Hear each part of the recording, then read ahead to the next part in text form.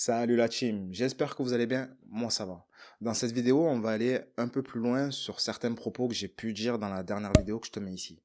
Si tu n'as pas regardé la dernière vidéo, tout simplement, c'était en fait une FAQ, une foire aux questions autour du métier de Community Manager. Dans cette vidéo, en fait, enfin du moins dans la vidéo FAQ, pardon, il y avait pas mal de questions intéressantes, notamment la question qui était la suivante: quel outil utiliser quand on démarre le métier de Community Manager? Moi, j'ai proposé deux outils qui selon moi sont plus que nécessaires si tu as plusieurs clients, notamment Canva.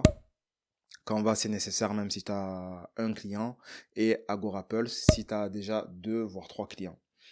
Mais dans cette vidéo, en fait, pardon, dans la vidéo FAQ, je suis pas allé plus loin que ça. Même s'il y a pas mal de contenu sur ma chaîne concernant Canva et une vidéo sur Agorapulse, je me suis dit pourquoi pas aller un peu plus loin dans mon propos. Et c'est ce qu'on va faire dans cette vidéo. Juste avant, je vais me présenter. Pour ceux qui me connaissent pas, je suis Thierry. Et sur cette chaîne, on parle de marketing digital et d'entrepreneuriat. Dans la description, tu trouveras plusieurs liens. Mes réseaux sociaux, si tu veux me suivre sur Instagram, où je mets en story un peu ma vie un peu plus personnelle, et Twitter, où je parle plutôt marketing digital et entrepreneuriat. Tu trouveras aussi un lien pour suivre ma newsletter personnelle, où là je partage plus un peu mes pensées sur l'entrepreneuriat, sur mes difficultés, etc.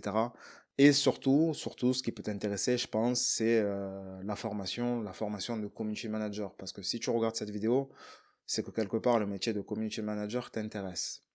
Donc, dans la description, tu as un lien pour la formation gratuite, la mini-formation et la formation payante. Du coup, si tu es bien installé, c'est parti. Alors là, sur mon écran, tu peux voir qu'on est sur Agorapulse. Je n'utilise pas la version payante parce que j'en ai plus l'utilité. J'ai quand même encore un petit forfait sur HotSuite, mais voilà, depuis que j'ai décidé de m'occuper de ma boîte de robe de mariée, de ma chaîne YouTube et de ma plateforme de formation, j'ai pas réellement besoin d'utiliser un gestionnaire de réseaux sociaux, pardon. Je suis plus dans cette recherche de clients en fait. Enfin bref. Donc voilà, là c'est Agorapulse. Ce que je trouve intéressant sur Agorapulse, c'est la boîte de réception. On a l'impression que c'est une boîte de réception basique, mais ce qui est intéressant, c'est que tu peux voir qui sont tes clients, qui sont tes ambassadeurs et qui sont tes leads. Et en plus de ça, tu as le petit logo, enfin, tu as la petite info là qui te dit, voilà, ça c'est une personne avec laquelle tu t'engages souvent, etc. Ainsi de suite.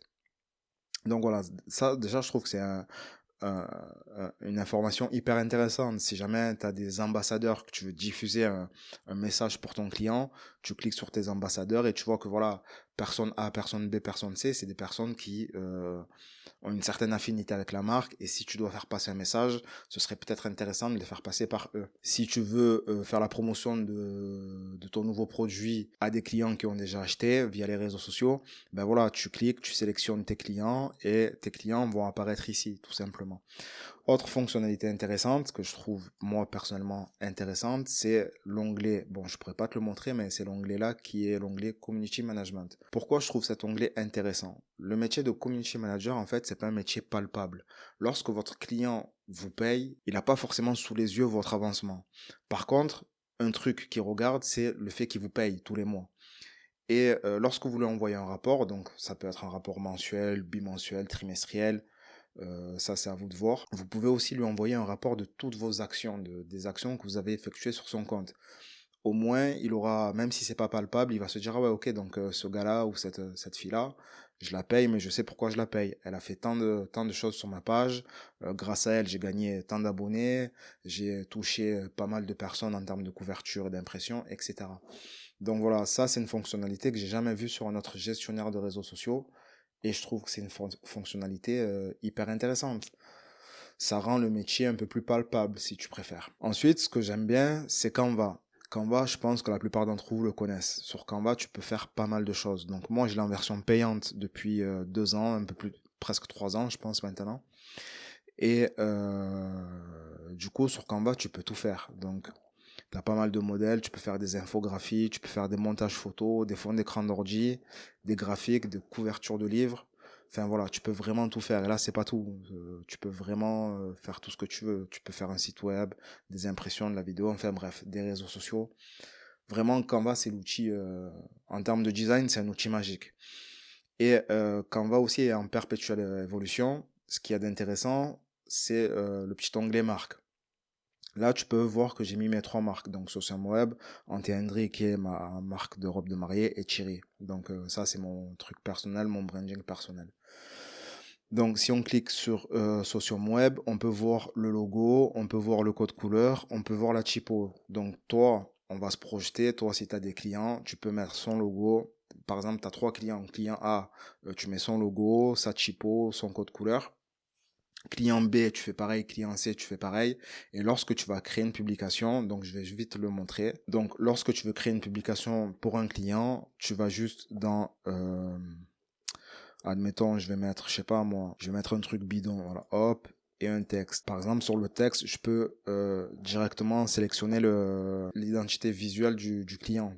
Donc là, on va dire Socium Web, c'est bon. Je peux mettre la typo qui est déjà une typo faite à l'identité de marque du client. Je sais pas si c'est clair là, je suis désolé. Mais voilà, je peux utiliser le code couleur du client. Par exemple, là, vous voyez, j'ai mon code couleur. Alors attendez, on va prendre peut-être quelque chose d'un peu plus parlant. Peut-être que ça, voilà, je peux modifier les couleurs. Donc, hop là, mettons ça, je vais changer l'élément là, que vous voyez à l'écran. Je vais mettre mes couleurs. Tout simplement, je clique et je choisis les couleurs que je veux lui mettre. Par exemple, là, ça, tu vas être comme ça. Hop là.